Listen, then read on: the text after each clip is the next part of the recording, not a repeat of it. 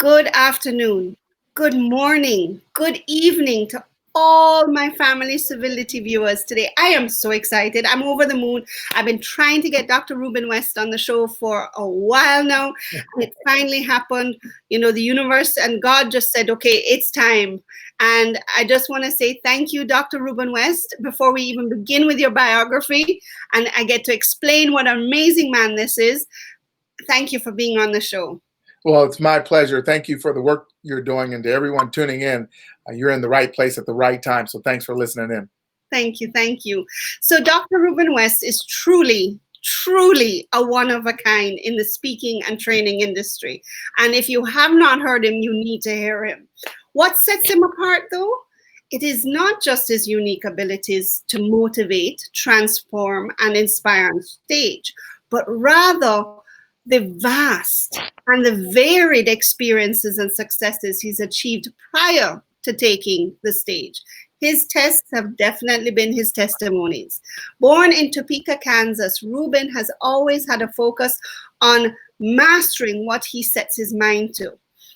4 years out of high school, at age 22, he was promoted to the rank of E6 Staff Sergeant in the U.S. Army and was awarded for his exemplary efforts in the Operation Desert Shield Storm, something that I heard about. And when I read that, I was like, oh my gosh, I know that operation. I mean, you're the first person. I'm just like a bit starstruck today. Dr. West and 3 other colleagues helped to start the surgical assistant profession in his home state of Kansas.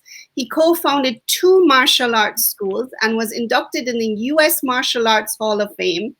Together with trusted associates, Dr. West started several businesses, developed patented products, all while inspiring others to dream on a larger scale. As a speaker now, Dr. West has the unique ability to challenge audience members to take a personal inventory, think outside the box, and strive for new levels of excellence. Having spoken for groups and organizations around the world, Dr. West has created international influence and received global recognition for his work. In 2016, he received the President's Lifetime Achievement Award from President Barack Obama. In 2018, Dr. West received the Germa World Georgis, former president of Ethiopia, amazing, Presidential Award for being a human conservationist. And in 2019, he received the Sidney Allicock, Vice President of Guyana Global Humanitarian Award, and was recognized the United States Civility Icon of the Year. I'm trying to say it like Dr. Rivers, by I Change Nations at the World Civility Day recently celebrated in April in Gary, Indiana.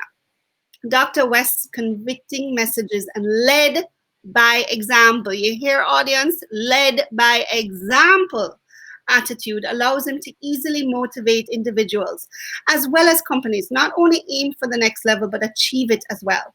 Dr. West is an author and a co-author of 10 plus books, and he continues to be sought after voice for transformation and trainer for change. He received his PhD and master's in positive neuropsychology from the American Graduate University of Positive Psychology and his PhD from the United Graduate College and Seminary in Biologue. We're going to go into that a lot more. And he received his Bachelor of Science in Criminal Justice from Washburn University. Dr. West was honored with an award in his name through the I Change Nations organization. Now, do you understand, everybody, why I was so excited about this man on my show? Thank you so much. You know, I need to ask this question. So you were in the Army, yes. You started businesses, you have a PhD, you have a bachelor. I mean, well, how do you do it all? I mean, when do you sleep? You know, that's an interesting question, especially to ask me today, because I do so much work internationally. As a matter of fact, I do a lot of work with people in Kenya, and they're 8 hours ahead. So just last night, I was up at 2 a.m. having messages back and forth and conversations back and forth. And so I sleep strategically.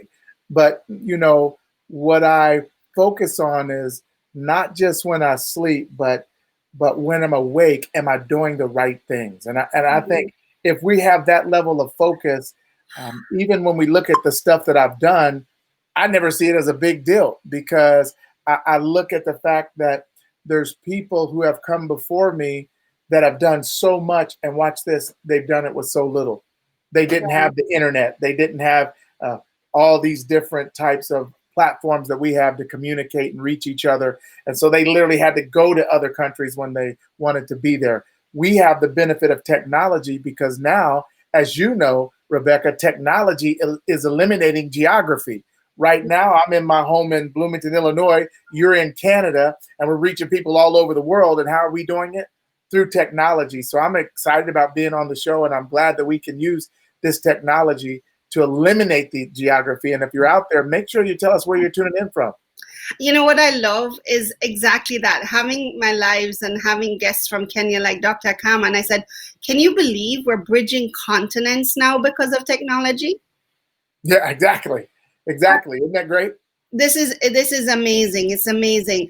I am just so excited. Dr. Save, this is a great opportunity to educate the global community. It's awesome being here tonight. Thank you. Thank you. So what I wanted to ask you, let's just go straight to the question. What is Biologue? Yeah, so what is Biologue? You know, one of the things I thought about, Rebecca, is when we look at where we are today, we have got here because of the communication paradigms that are available. And so I'm going to say a few names, not only for you, but for the audience members. And when I say this name or this title, I want you to think of what pops in your head. Let's say we're coming together and we're going to have a question and answer session. The minute I said it, you already know what's going to happen. There's going to be people asking questions, and there's going to be people up front answering, right? Let's say I said we're going to have a sermon or a lecture or a debate. All of those things already has something pop into your mind. So if I say we're going to have a debate, you know there's going to be two opposing sides. They're going to be arguing back and forth. They're not trying to come together. They're not trying to bridge the gap. They like the fact that they're apart. They usually drive a wedge between the people that are on opposite sides. And then at the end, there's going to be somebody who's seen as the winner and somebody who's seen as the loser. And so what that means is there's going to be a group of people that's seen that's winning, and there's a group of people that are losing. Yeah. And so what I said is I have to create something that's not designed to bring people apart. I have to create something so that when they hear the name, just like lecture, just like question and answer, just like debate, just like sermon, that it takes them to the outcome. And what I wanted to create was Biologue. What is Biologue? Biologue is a communication paradigm. It could be said as a noun or it could be a verb. They're biologuing. But what is biologuing? That means they're coming together for the sole purpose of a vision decision. What is that? That's a move ahead strategy based on the best interest of all parties involved.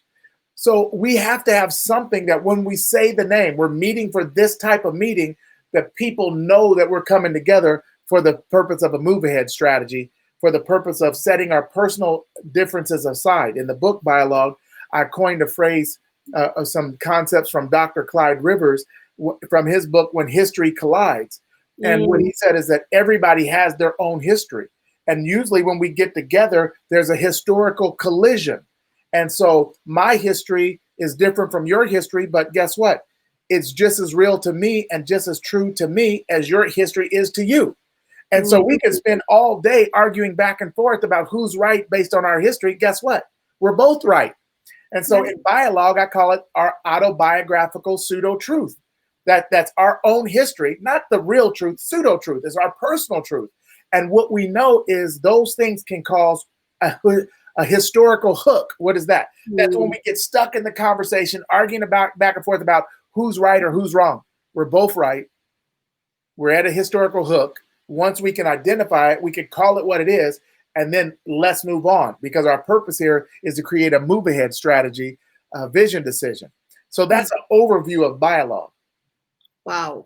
Wow. Yeah, now I know why Dr. Rivers loves it, because it's the same thing. And it goes back. And so Biologue, now let's take it back to family civility. Yeah. You know, Biologue, what you're telling me, can truly help families to be civil to each other, because the biggest arguments that siblings have, families have, is they're memory of occasions, their perspective, because I don't know if you watch oh, the name just left me, but there was a about the family of and there was a scene in the show that I love, and for some strange reason it's just left my brain, but they had a name for a pizza, the family name for the pizza, and the whole show was about everybody's memory of that day. And somebody hated the pizza, somebody liked it, and these are they've now siblings have grown up, and it was, and then what I studied in social service, same thing. It is perspectives, and even if I have an argument with my sister or my brother, I have stopped because I said, I respect your memory of that instance. Exactly. And you're not going to change it. You're not going to change it because it's not a lie. Yeah. It's not a lie. No, it's real for them. And let me tell you how else it could help family civility. One of the concepts one of the terms I coined in Biologue is input fatigue. Input fatigue happens in businesses, churches, families, homes, and that's when individuals say, I'm done. I'm done giving my input because nobody's listening. I don't want to keep saying the same thing over and over again. I'm good. You're not listening anyway, and so they don't even participate anymore. One of the things I realized, Rebecca, is one of the hardest things to do is to get people to come together and sit down and give their input. The only thing I found harder is trying to get them to come back again and do it when they weren't listened to the first time. And so that's why in Biologue I talk about input fatigue. Well, if you're running a family, and a lot of times we say, here's the head of household, or here's the person in charge of the family meeting or the family discussion, and you don't allow people the air to breathe and to share their information and to share their ideas and their ideology, even though they're different than yours, they shut down. They say, you know what? You're right. And they're saying you're right, not because you're right. They're saying you're right because they just want to get going. This is not going to make a difference to me. I'll give up. So, hey, you're right. Whatever you say. Nope, you're right. Go ahead. And what they're really saying is, I've got input fatigue and I'm done participating. Especially with the fatigue is coming when you're participating and getting nothing in return. Nobody likes the time. Exactly. That's it. Exactly. That's it. And the biggest thing about family is your first place of validation of where you belong. And it's the first place to strip away that validation. And you see, this is the thing. How can we achieve the golden rule when we do not have, the golden rule is do unto others as you would like them to do unto you. But if you don't have that confidence and that self-worth and that self-love, then I'm treating you bad because you're going to treat me bad, because that's what I'm worth. Exactly. And this is why I'm so passionate about family civility, because of that same reason. It is the beginning of everything. Yeah. Yeah. It's when you learn whether you have value. And it's where you learn the beginning communication skills of, does your opinion count? So now watch what happens, Rebecca, and you know this, I know, but when an individual has grown up in a household where they have been shut down and their input never made a difference, and what they were saying, their ideas never made a difference, well, guess what? They go into the world, and now they go to a job or they go to another place, and they're shut down already because that's what they learned from their home environment. And so now you got to work to pull the information out of them because they've been taught that it didn't mean anything. Yeah, that's exactly it. It's the beginning of everything. So how do you feel now? You train people to think out of the box. You train people to excel and live their best lives. Right. How can you help a family today that's watching to live their best lives? One of the things I would tell them is that you have to see the value of every single person in the family. Amazing. Yes. So I have a son. His name is Robinson. He's 8 years old. I'm training him to be a speaker right now. We were over in Kenya last year in July. I had a live event. But guess what? I put him on the stage as a speaker. And he was one of the speakers. And let me tell you what I told him. And I'm talking to a parent out there that's listening. Let me tell you what I told Robinson. And let me tell you what he shared when he was speaking. At 8 years old in Kenya, he said that his name was Robinson, and he was glad that he was there. He said that every day when I wake him up in the morning, here's how I wake him up. I get right in his ear and I say, "You're full of greatness and possibility. You're full of greatness and possibility. You're full of greatness and possibility." And I say it over and over and over and over again until he wakes up. And then I have him stand in front of the mirror and say, "You're full of greatness and possibility. You're full of greatness and possibility. You're full of greatness and possibility." And watch this. He said, now it's not my dad saying it to me, it's me saying it to myself, right? Because there's going to be a time where somebody else is going to come to him and say, "You can't do that. You're not smart enough for that." There's going to be a time when he wants to step out on a new idea or a new platform or come up with some idea or invention and bring it to the world. And he's going to have these internal voices and say, "Hey, you don't know, or you're not the best, and you don't know everything." But I want him to be able to hear my voice saying, "Son, you're full of greatness and possibility. You're full of greatness and possibility." And I want that voice to be the voice that pushes him over the edge, that says, no, I'm going to do it. Because what I teach him is the plan may fail. Doesn't mean you fail. See, and what we have to learn as leaders of the family is, watch this. This is so good. Our kids are there to teach us how to be better parents. But we got to learn the lesson. We got to learn the lesson. I mean, everybody doesn't need the communication the same way. So it's our job to figure out what type of child we have and then communicate the best way that works for them. What kind of parent, what kind of spouse we have, and communicate the best way that works for them. That's why they have the 5 love languages. So I think what they have to realize is that no matter what position you are in the family, you have to see the value in everybody else's position. And then watch this. They're teaching me how to relate to my wife. I'm learning how to relate to my son. How do I get the best out of him? I heard this, and I'm not trying to take this into a religious platform, but everybody talks about this scripture: train up a child in the way that he should grow. And I get it. But one of the things I look at in that is that everybody was created for a purpose.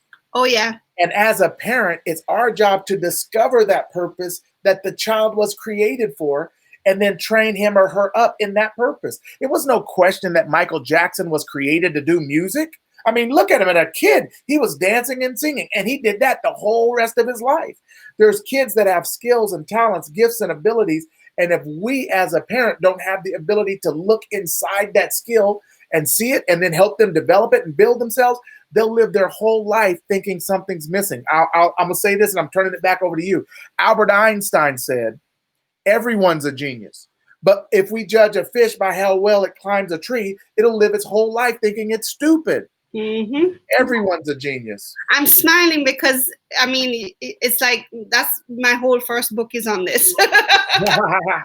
In fact, I have a chapter called "My Children Are My Mirror." Oh, really?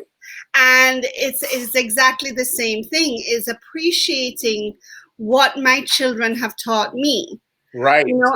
And God gives you these children to teach you and make you a better person. It's not, he's very strategic on what personalities he gives you. I give you an example. My eldest son taught me the biggest lesson. I cannot live vicariously through my children. I must raise a child I have, not the one I want. Yeah, come on. Right? Because of the fact that he was an amazing athlete. And he still is. I mean, I was dreaming of Olympics, black, green, and gold all the way. Yeah. And he's like, "But Mom, I don't like to compete. I just like to play." You know what I mean? And then I have my daughter who is, hi, Jackie. She's coming. She's actually tuned in from Jamaica. Hey, Jackie. And what has happened is, what's amazing is that my daughter has autism. Yeah. And with that comes structure. And I am the most creative, spontaneous person you meet. Well, I was the most creative and strong. And every day I give God thanks. And I tell her this. I thank her every day for being in my life, because she not only made me a better mother, she made me a better person. And I'm not leaving out my youngest boy, who make sure if I promise something, Right. Yeah. right? Yeah. You know those? Yeah. Mom, you said 2 weeks ago that you would take me here. And Yeah. I make sure that I do that. I don't mess with it. But because I don't belittle them. And you're right. I don't say, well, things change and you don't understand what it's like to be a parent and or an adult. And I may say something and swear I'm going to do it, but I can't. No, that's you. That's you excusing a bad behavior in the name of adulthood and parenting. Instead of saying to the child, you know what, thank you so much for For reminder. keeping my integrity in Yes, check. exactly. Yep. I Yep. will do it tomorrow. Yep. Exactly. That's it. One of the things that I believe we do in families is, especially as the adults, as the leaders, as parents, is we use our position to override what their expectation of us was, even though we gave them that expectation. So we said, well, hey, no, I can't do it. No, I know I said it, but I can't do it. And, and you, like you said, you don't understand. They do understand what you said. But what you don't understand is that literally we have a type of language that creates things. So there's language that creates things, and this works in all areas of life. That type of language is called declarative language. Our whole country is based on the Declaration of Independence. We just declared it. So the first thing you have to do is you have to declare something, and then you have to act in accordance to what you declared. And if you do that, it creates a whole new life for you. Let me prove it. Two people get married. They go down to the altar or wherever they're going to be, and they only ask them a couple of questions, and all they do is say two words, usually, I do. And then, and do you? And they say, I do. And based on those two declarative statements, they've now signed up for a whole new life as long as they act in accordance to what they declared. Now, they don't get to say, well, I know, but I said that and I don't feel like doing it today, and it's rough today, and you don't know how busy I am. No. You declared it, you have to do it. And if you do it, then you create a whole new platform of living. But here's the thing, if you don't uphold it, you create a whole new platform of living. And so everybody says in marriages, they have this line, for better or for worse, in sickness and in health, right? The problem is it's always said when it's better, right? It's never said. They don't make the promise when it's at the worst. They make the promise when it's at the best. And then when it comes to the worst, then they don't want to uphold the promise. And so the same thing happens in families. We promise we're going to do some things when we're feeling right and everything's right. And we know we're going to be doing Saturday, and we say we're going to do it. And then come Saturday, when the situation is not the same, we expect everybody else to change based on what we feel now, not based on the words we said. And so holding ourselves accountable to what we said gives us a new level of leadership in the family. That's amazing. I mean, you're perfectly right. And it's just, we have to go back to the synchronicities of the family. We have to synchronize the family in order to build a nation. And the thing is that it goes, and what you're saying with the Biologue, what you're saying with the communication, the valuing every member, even if they're a toddler, they have worth. And they should be given a chore based off of their and recognizing their talents. Another game that I teach is let me shine. My time to shine. My time to shine. Yeah, I like it. My time to shine. And what we do is we have everybody do a presentation, whether in their own way. It could be a PowerPoint, it could be a song, it could be but it's all about them and who they think they are. That's good. And that's what we do. That's good. Your time to shine, and you pick a night, and it's that, and they have 1 week to do it, so they have their deadlines in the family, and the family have to watch. I like that. That's really good. I'm going to try that with my son. I'm going to tell him. Yeah, I learned this from Rebecca. I'm going to send you my book. Perfect. I'll take it. Let me tell you. But it's exactly the same thing. It's like, and as a toddler, it could be, this is my favorite nursery rhyme, or it could read my favorite book. Yeah, that's good. And that's where it is. And then, so let's go on to now, and we're talking about valuing each member of the family, which is so important, and the Biologue and how to communicate. I have a situation where children are their talents and finding their value. Mhm. It's very easy to find their tactile value, whether they're good at sports, they're good at baking, they're good at just Singing, thinking, dancing. Yeah. art, drama. Yeah. But what about, and you're going to love this because your son is the same way, I call them the cerebral talents, Hmm. leadership, public speaking, Hmm. motivating, Hmm. the heart and head talents, I call them. Yeah. Yeah. They're very hard to identify at an early age because there are not many opportunities out there. Yeah. Only two I can think of: Girl Guides and Scouts. Mm. Yeah. Interesting enough, I'm glad you said that. Let me tell you how I see how we identify that. You know, Albert Einstein said logic will take you from A to B, but imagination will take you everywhere. And one Mm. of the things I know about children is they have a great what? Imagination. Oh, yes. And so what most parents don't do is they don't observe them when they're playing in a state of imagination. Because in those times, they're showing you who they are.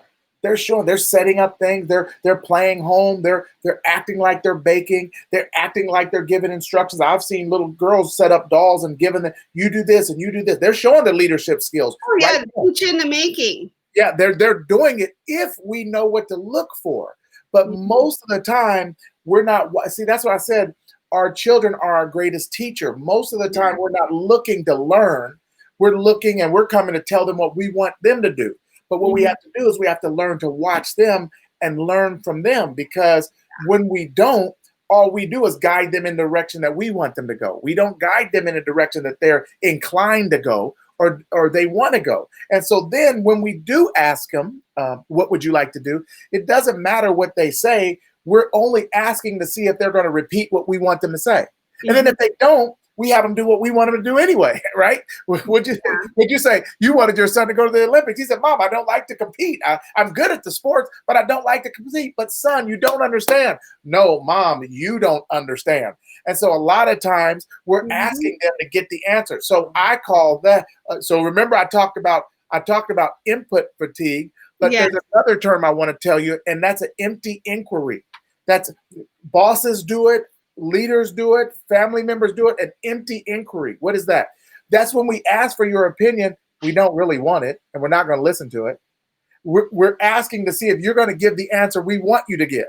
And so we know, why bother, right? And so many people do it. They say, okay, even at the end of a meeting, they'll say, so there's no more questions, right? That's not an invitation to questions. That's to let them know we're done talking. So there's no more questions, right? Not a somebody give me let's get any additional questions remaining. You position it in a way that you don't even mean what you're saying. What you're doing is you're cutting them off. That's an empty inquiry. And a lot of times with our children, we do that. We can ask, hey, what do you want to be when you grow up? We're not really asking because we want to know what they want to be. We're just hearing what they say, and then we guide them to what we told them. Hey, this is what you're going to do, and this is what you're going to be. How's it going, Dr. Juma? I'm glad you're tuning in from Nairobi, Kenya. Unbelievable. I love Dr. Juma. And his smile could light up. Every time I see a photo of him smiling, I smile. It makes my day. Indeed. Oh, yeah, exactly. Sometimes I purposely go to his page just to see him smile. He's always got that smile. He's always got that smile. And that's valuing. I mean, but you go back to what you said. That's a typical of example of raising the child you want, not the one you have. Yeah, not the one you've been blessed with. I'm not going to copyright or plagiarize right now. There is a book called Raise the Child You Have, Not the One You Want. Oh, nice. And it's one of the books I lived by, because it was like my aha moment reading that book. With my, and I think this is a mistake we make with our eldest children. is that's when, and then we learn from that mistake by the time we have the other children. It's almost like it goes back to, and I wanted you to touch on this, it goes back to like by the time the third child is born, you can let everything get dirty and you stop sterilizing and you're like, yeah, whatever. It's like, yeah, the first survived, the second survived the dropping of the soother and the dirty nipple of the bottle, but so it's okay. Right. It goes back to that. It's the mistakes we make with the first child. And I go back to Dr. Kevin Lehman, who I just absolutely love his books. And he talks about the birth order. Yep. How does Biologue affect that? That's a great question when you're talking about the science of birth order and the fact that we expect certain things from certain children just because of the way it is. Like you're saying, hey, we project certain things on our initial child that by the time we have the third or fourth, we don't really focus on it because we realize it's not that big of a deal. But I think what the key with Biologue is understanding that it's to create a move ahead strategy, right? And let me give you this theory, Rebecca. We've always heard it takes a village to raise a child. We've heard that. Yes. And people say it all the time, but very rarely do I feel like people articulate the role of the village. They say it takes. Come to Jamaica. Yeah, okay. But they don't always, in the U.S. where I live, they don't always articulate the role of the village. What I know is that when we're in our prime child birthing years, that's when we're in our late teens, early adult. But that's not when we have the most knowledge to raise a child. That's just when we're physically able to handle the child, right? And so in Bloomington, Illinois, where I live, there's a company, State Farm, the insurance company, and they have a huge Indian population from India. And I was talking with them one day, and if you go to the park, you'd see all these grandparents with the children. And I'm like, look at all these grandparents with the children. Now, the parents are out at work or they're doing whatever they're doing. And they said, listen, these are our best times to impart these values onto these young minds. We have all this wisdom and all this knowledge, and we can train it in the children. And their parents, these are their best income earning years where they can go to work and do these things. And so we see it as our responsibility to provide oversight over the children while they're growing and developing and allowing them to do what they're best at right now as they make that transition. And so I think one of the things I realized is that everybody has a role, and one of the roles of the elders or the seniors, grandparents, is they have so much knowledge and wisdom that they can pass on to the children. And a lot of times, just because of the way our society is done, it's we don't use it as that. We don't see it as that. Where they are very deliberate about, no, we're going to have our parents here, and they're going to help rear the children so that they instill them with these values and these ideas and concepts. And then we're going to be at work. We're working. These are our prime working years. And that's the way we formulate our village. And what I like about that, and here's going back to what you said about Biologue and the birth order, the grandparents already have dropped the bottle even on the first kid.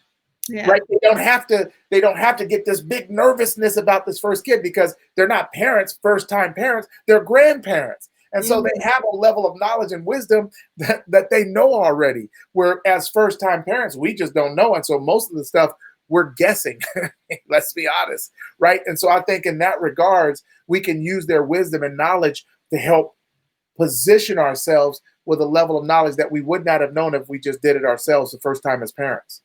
It's a very good point, because in Canada we do have multi-generational households. It's actually the majority of our households, because rent up here is so high. Yes. Especially in Toronto, that we have to now, I mean, many families are moving back in with their parents. A lot of single parents are moving back in with their parents. But we also, where you, and I love that you brought it up, because you brought up the advantage of multi-generational based off of the grandparents knowing their worth. Okay. I'm here to pass on what I know. I'm here to babysit. However, where it flips sides and we need a Biologue intervention is when you have parents who think they know more than the actual, when you have grandparents that know more than the parents and stop the parent from parenting the way they want to parent, causing conflict in the home. Exactly. Because then you're going to, well, let's go back to the perspectives where you have a parent who actually said, oh, I did a fantastic job with you. But then you have a child that says, oh, no, you didn't. I'm messed up in the head. Well, and then they're in his but the parent has to use the grandparent because, again, they're working 2 jobs and trying to get the household and the money. Yeah, I think, a lot of there's a lot of conflict in the household, especially now. And I think some of the conflict not only comes from the parents and the grandparents and the children, but just the amount of changes that's taking place right now in society. I mean, this handheld device, a phone, there's so many kids with a phone.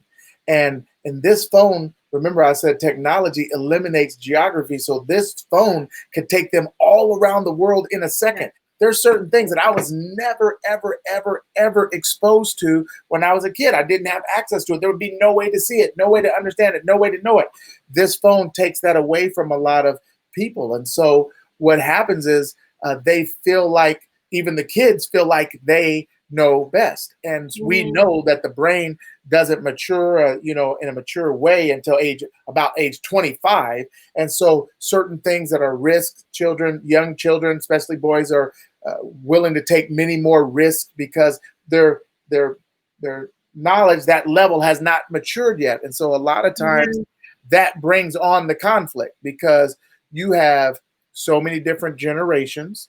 Then you have so many different backgrounds. And what I can say is, even in our country, in the US, the younger generation have a different ideology about what the country's supposed to be than a lot of times the older generation. And so a lot of the biases that the older generation may have had, the younger generation doesn't have. Why? Because they have access to people all over the world and they see they're just people. And it's harder to paint that stereotype when they're like, wait a minute, I got a friend over in Bangladesh and I got a friend over in India and I got a friend over in, And so I think it's not just the household that can create the sticking points. I think it's just the fact that right now we have access, or the kids have access to so much more information than we did, that they can take it in and learn at a different level.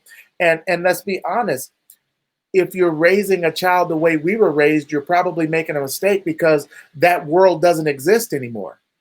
That world doesn't exist and is not coming back. Look at the way my son's 8 years old right now in the 3rd grade, and we're doing school from home, not because we wanted to, but because of COVID-19.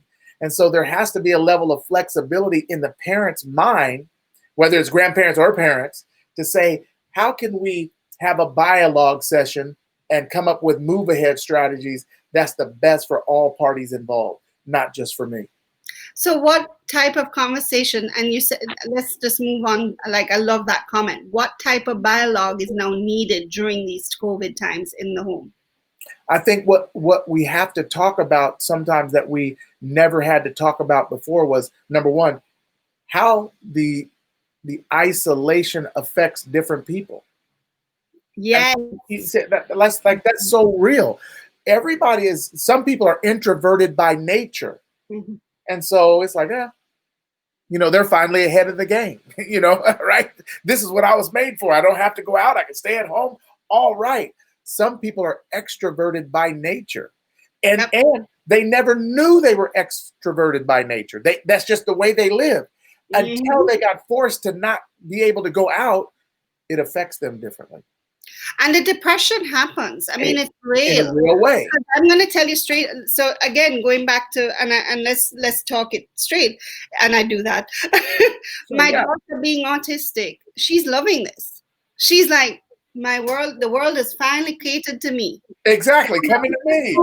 I don't have to go to school. I don't have to come home and detox from all that social interaction. Yes. I get the computer interaction and I can shut it off when I need to.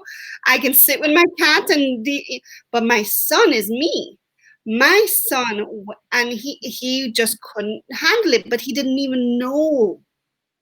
So he started sleeping in the days and staying up at nights. Right. I said, "Do you know why you're doing that? Can you figure out why you're doing that?" He said, "No, Mom, I just do it because I said, "Because then you don't miss out from being isolated. Because in their mind, oh, everybody's sleeping. Right. That's right. why I can't be with them."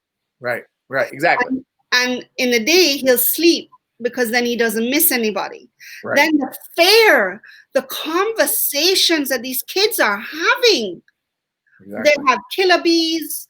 They now have the killer swan. I mean, he tells me, he goes, "Mom, do you know what's happening in 2020? And I'm like, "What?" And he's telling me about the killer bees, and he's telling me about COVID, and COVID is just one of the things. And this is what governments are not understanding, is that more people and children and each generation is suffering from the mental issues of COVID than the physical. Yes, one of the main reasons why for that's an excellent analogy and observation that you found out with your son sleeping in the night or sleeping in the day. Mm-hmm. But one of the reasons why is because, one of the reasons why we're suffering from the COVID experience is because there's two numbers I always hear when it comes to COVID. How many people have COVID and how many people have died from COVID? Mm-hmm. But they never talk about how many recovered from COVID.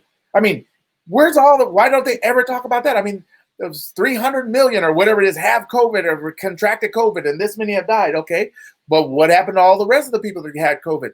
Can we talk about something positive? Can we talk about why it's working? Can we talk about, but the problem is in this society and in these different countries, there is an angle, right? There's a debate. And now in the US, they're coming up on an election. And so now the election is going to bring on what? Debates. And I told you, when we say the word debate, we already know what's going to happen. Two sides are going to argue. Somebody's going to win. Somebody's going to lose. Who's going to really lose? The people. And what happens is they're going to point the finger at who didn't do what, who did do what. And so because of that pointing the finger, they have to talk about the negatives. Right? Because in the end, their main concern is we want to take over the government or we want to keep running the government. I don't care what side you're on. As a matter of fact, even if you look at the news cycle, the news comes on, they bring one person from each side, they argue back and forth for 5 to 7 minutes, and then they say, okay, that's all the time we have. What did they accomplish? What was the purpose of that? Why did we sit there and argue for 5 to 7 minutes and nobody talked about a solution? Because that's how you get your base riled up. That's why they get people riled up. And in that, all you're hearing is the negative. And then you start to paint the picture of the world as negative, and it's really not. No, it's not. And this is, we all have to consider what is going on. We have to consider the fact that the mental health, our kids need to go back to school. They need to go back to school. My son and then now I'm hearing, he might go, but we don't even know. They start school Thursday, Friday. We don't even know up here who's going to school Thursday and who's going to school Friday. That's number one. Number two is they're only going to school for 2 hours every other day because they're rotating the period. And I'm just like, guys, these kids are not, we're afraid to go home and have somebody. And because again, going to the multi-generational living. And I said, yes, but how many people are dying now of COVID? We've gone into stage 3. Right. You know what I mean? How many people are actually dying now? Why is it we're wearing our masks? We're sanitizing. We've now been conformed to doing the right thing. Right. We're in public. Right. There is no reason why we cannot go to a different way of life, but at least start being social again, because it has to. It has to. Biologue is an amazing, amazing thing to speak about, how to speak in a family. But we have to then and this is one thing, and I agree with you, going back to Biologue, is talking talking, talking, talking. Yes, some people don't like to talk, but it is so necessary. It is. It's the base, and look at nonverbal. So now Biologue, how does nonverbal play in Biologue? So, Nonverbal communication. so what's great is, in Biologue, remember that the whole goal is a new communication paradigm, a paradigm by which we see things from, right? And so a debate, when you talk about a debate, that's a paradigm by which you see things from. You know what's going to happen already. And what we want Biologue to do is represent a paradigm by which we see things from. And so if it's a way we see things from and we're coming together for a move ahead strategy, we have to do that through the nonverbal communication of openness and possibility. So now let me tell you what I mean by that. We know that there's nonverbal communication. Yes. Right?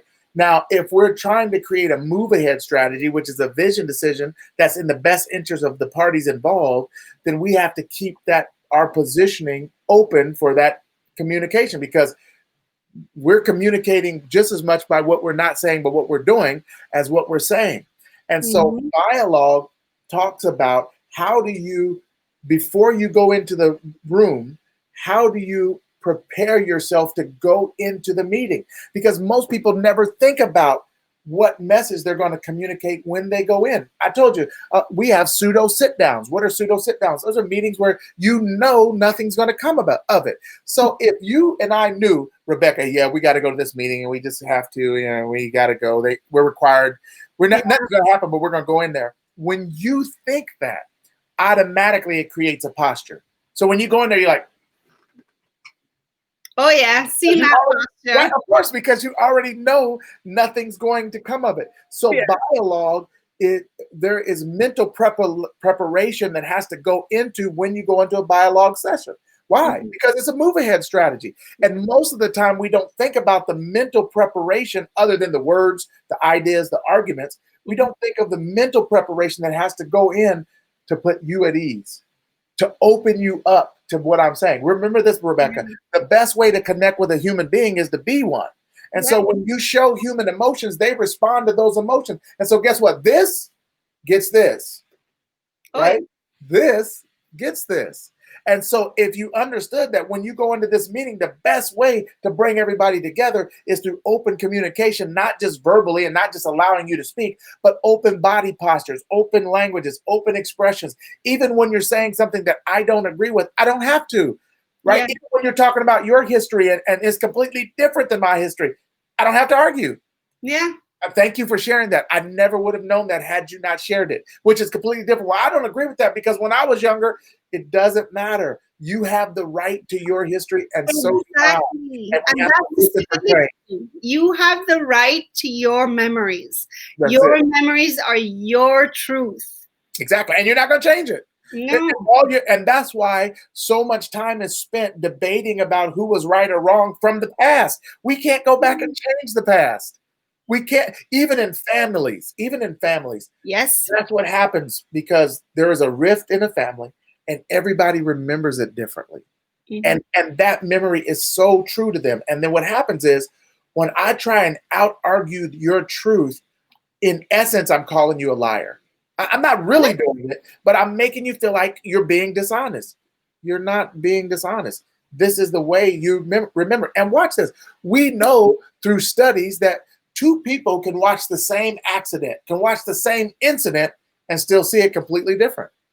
And they can go to, look at mother and father, look at a nuclear family, and you go out for family day. Now, I don't know if it's the same in my culture. I was left taking care of the kids all day, and daddy was literally hanging out with the guys. So you'd get up in the morning and we say, okay, we're going here today. And I'd be like, oh, really? Do we have to go today? And but you love it. You don't have to cook. You don't have to do this. And I'm like, no. I have to stop a child from jumping into the marina in case the crocodile eats it. I have to stop another one from running around doing something. Another one from drowning in the pool. Like, to me, my experience of going to that fun day Right. It's not fun at all. But then you're arguing about how can you not have fun? And it goes back to the same thing. And that's the biggest when you talk about people's truths and memories and experiences, because guess what happens with memories? Emotion. Yep. And that story I just told you was me saying, I'm going to go there and spend a day in fair. You're going to go there and your memory of that place is fun, happy, exciting. Yep. And again, it goes back to, as you said, it could be something as the birth order, a memory of a day. The eldest child was put in charge of the youngest child. Yeah, exactly. And so that eldest child cannot stand the day that we went to the beach because they were responsible, and that youngest child nearly drowned, but they kept it. Think about, but the youngest child is like, let's go to the beach. I had a great time. Exactly. And that's not the eldest child's truth. No, not at all. And they're right. And they're right. And that's why this is the key. And that's why I think it's so great what you do. It's family civility. It's life is awareness. And what I really want to happen in a Biologue session is I want us to become aware. We talk about global warming and global climate change. And what I've noticed is it's easy for people in the US to say no such thing. You know why? Because my answer to climate change is 70. So I just walk in the house, and if it's freezing outside, I put my heat on 70. And then if it's 100 outside, I put my heat on 70. And so do I experience climate change like the people who have to live in the climate, who are experiencing mudslides and landslides? Absolutely not, because what do? 70. So the real purpose of a Biologue session is to get people to open up on all sides. I've got to go in ready to hear. See, most of the time we go in ready to speak. We don't go in ready to listen. And so we're going in a discovery session. And that's what you're training them. It's the real art of discovery, because civility is, I need to know what hurts you. I need to know what causes you problems. I need to understand, not from me, but from your perspective, because what bothers you going to that beach and watching the kid while they run around and they almost drown, I love it. So if I don't ever listen for change, see, when the histories collide, when we have the right to our history, but when they collide, as Dr. Rivers said, you have to listen for change. In order to make anything better for all parties involved, the division decision, there has to have been a great deal of time listening. Amazing. Yeah. So Dr. West, how do we get in touch with you? And I know you've written a book on Biologue. Indeed, I have. Indeed. Tell me about the book, and how can we get it? And because it is the core, ladies and gentlemen watching, families watching, to family civility. It is the beginning of how we speak to each other, that then grows to how we advocate for our empowerment. Absolutely. So you can reach me. I have a website, Ruben West, RubenWest.com, RubenWest.com. One more time, RubenWest.com. Or you can just reach out to me on social media, on Facebook.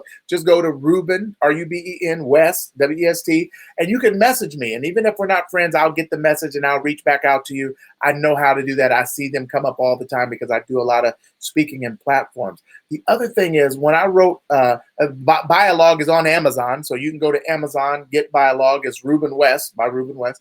But here's what I want to say. When I wrote the first Biologue, it was going to be a big book. But what I realized was it was too much to introduce the concept. When I did it the first time, I just got to put the concept out there and let people digest it, because what happens is I had political issues in there and different things like that. And what I didn't want people was to take sides on the political issue and miss Biologue. So I scaled it way back. So Biologue is a quick read. But here's what I'm coming back with. I'm coming back with Biologue for families. Love Biologue for governments. And Rebecca, when I do Biologue for families, I would love for you to contribute to that book. You have so much wisdom and knowledge, and I really believe we can change lives and families all around the world by us working together. One of the things you asked me was, how can we work together? And number one, I love the fact that you asked me that. And I said, I know exactly how. I'll wait till I'm on her show and I'll pin her down and I'll ask her if she'll contribute to Biologue for Family. No, but that's how we can work together. And I think we can make a tremendous impact when we do it. It is. And, just what you're saying, I know the whole conversation of, living our best lives. You speak a lot about living your best life. Indeed. And families, but we do it as individuals.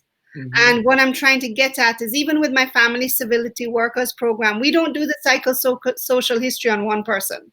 Mm-hmm. We do the psychosocial history on the family. Right. And we do pay attention. I teach them to pay attention. So now your Biologue book, when for families, needs to be a textbook in my course. So I love it. That collaboration. I love it. Because it is exactly what my Family Civility Workers need to be trained in, is to teach that Biologue, to say, because a lot of parent families are not aware of it. We're not aware of this perspective. Then, psychologists love it, but they keep it a secret because they want jobs. Exactly. And the other thing is, sometimes we just didn't know. Like, most of us haven't been trained to have expanded awareness, because based on our training is how we see things. I worked in surgery for 29 years and assisted in every surgical specialty. I wrote the curriculum for surgical assistants with some colleagues. We wrote the textbook. We started the profession in the state of Kansas. I expanded it and came over to Illinois and started the company and all that stuff. So because I worked in surgery for so long, if you said you had lower quadrant pain, I'm thinking, man, it might be your appendix. See, that's the lens by which I see. Yes, it is. Oh, I got a problem up here. It's probably your gallbladder. Oh my God, something's happening in my chest. Man, it might be a heart attack. It might be an aneurysm. Like, that's the way I see things. As a matter of fact, I always thought the people that went skiing broke their ankle. Why? Because everybody that I knew that broke their ankle, they would say, "What happened to your ankle? We're about to take him to surgery." I was skiing. Wow. So I kept thinking, man, I don't ever want to go skiing, because the only people I knew that went skiing, I found out because they broke something and they were in surgery. So I thought that has to be the most dangerous thing ever. No, it was just the paradigm by which I saw it through. Guess what? We see our life and our lens and our family through a paradigm. Mm-hmm. And until we have somebody flip the light switch on us and tell us, people in the family get input fatigue and they don't want to give input because they really feel like you never listen.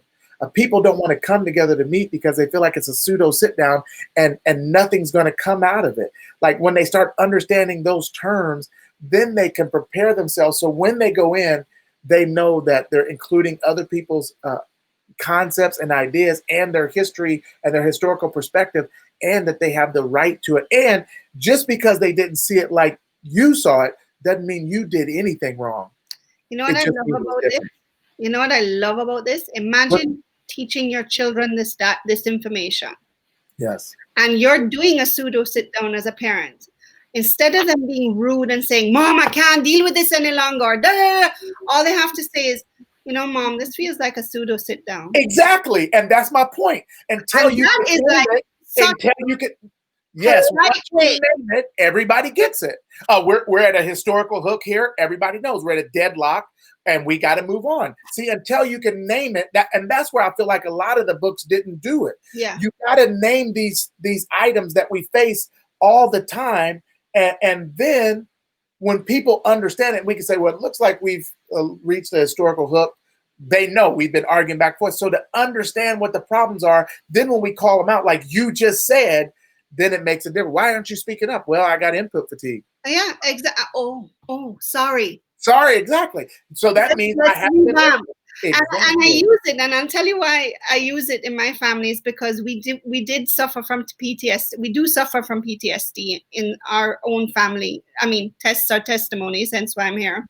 Mm-hmm. But I say to my child, he'll say something, and I say, that word triggers me.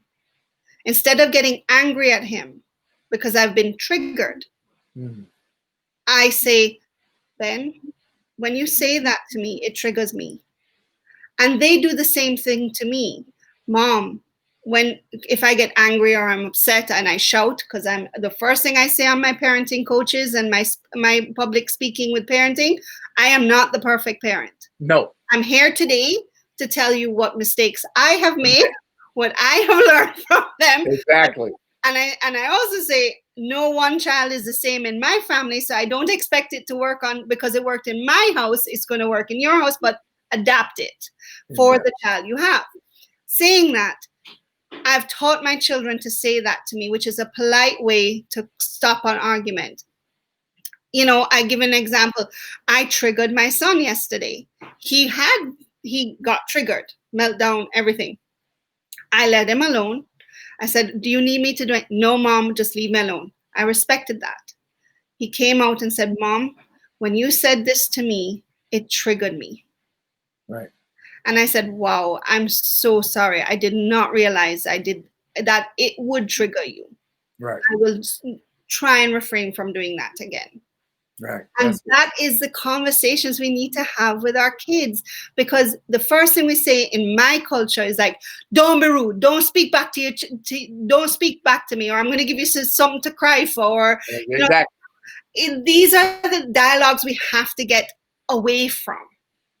So we have to. So what I'm wrapping up and saying, Dr. West, is you're saying we have to move from dialogue to biologue. Exactly. Exactly. The new communication paradigm. That's absolutely it. Ladies and gentlemen, you can get Dr. West's book on Biologue, but more coming. So excited for families because it is a new paradigm. We have to change how we speak within the family in order to change how we speak in the world. Exactly. 100%. Thank you, thank you, thank you for being on the show. Thank you for all that you do. Keep up the great work. I cannot wait to speak with you and to collaborate on Family Civility Institute as well as the Biologue for Families book. I'm Dr. Rebecca Finlayson Harper. I will see you next week, Monday, with another amazing guest. This has just been a gift from God, this show, and having all these amazing people on the show. I just want to thank you so much. And thank you for all those who, Rhonda, Ramonda, and Juma, and Jackie, and everybody. Thank you so much for commenting. Please share. The show is going to be on YouTube on the Family Civility Institute. And have a wonderful week. Keep safe and healthy. And remember, family civility is loving, supporting, and civil to all families, no matter their race, gender, biologicalism, or composition. Have a great day. Thank you. See you, everyone.